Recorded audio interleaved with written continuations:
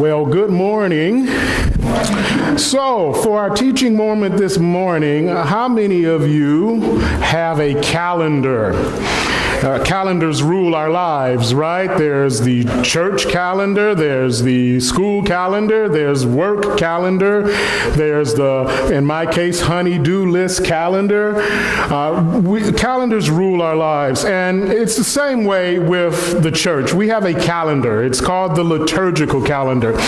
And what happened, basically, I have often said that when we went through the Reformation, that what Protestants did was we threw the baby out with the bathwater. If anything smacked of Catholicism at all, it was forbidden. Now, not everyone did that, because even in the Protestant tradition, and I don't like this language, but I can only use, it's the only language I have, we have what is known as high church traditions and low church traditions. And high church simply means that is a church that's more liturgical. They have a more traditional, very Catholic-esque form of worship, and they will follow the liturgical calendar. Low church, not as much. Now, in the Baptist faith, because we pretty much like to do what we want to do and don't want anybody telling us what to do, you can find both high church tradition and low church tradition. So what I want to talk about today is the church calendar and how it works. So the church calendar basically has two cycles in it, the Christmas cycle and the Easter cycle. And so the Christmas cycle is Advent, Christmas, and Epiphany. And the Easter cycle would be Lent, Easter, and Pentecost.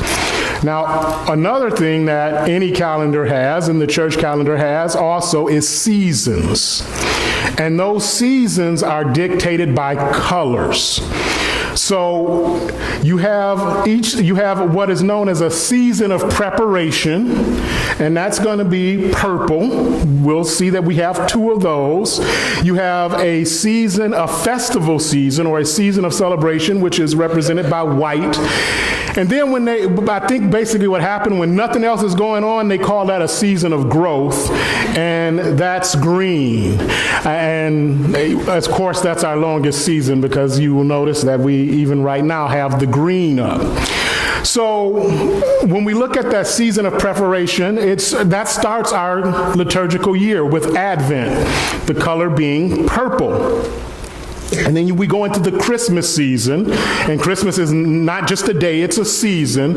Any idea on how many days in the Christmas season? On the first day of Christmas, 12. 12 days in the Christmas season.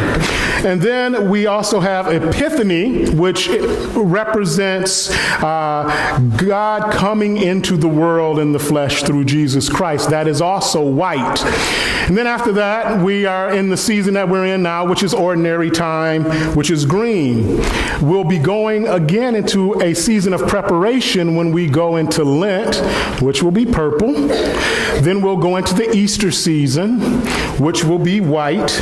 And then we'll go into Pentecost, which throws things off a little bit with color, and I'll talk about that in a minute. Then we go into ordinary time again, which is green, which is our longest season. But you'll notice there are some other colors over here, because, again, you want to throw things off. You got to keep us honest. For instance, in Advent, there are 4 Sundays. Only 3 of those Sundays are purple. One of those Sundays is pink.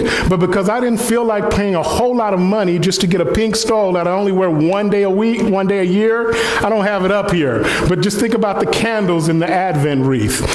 Also, red it represents power. It also represents the blood of Jesus. It represents fire. And so red you will see during Holy Week, with the exception of Good Friday.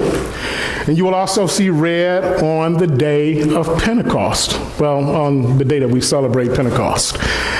On Good Friday, you will see black to represent sorrow, because of the sorrow of the death of Jesus Christ. So your 3 main colors, however, purple, season of preparation, white, season of celebration, green, season of growth. And then, of course, red we sprinkle in there during Holy Week and during the time of Pentecost, and black back for Good Friday.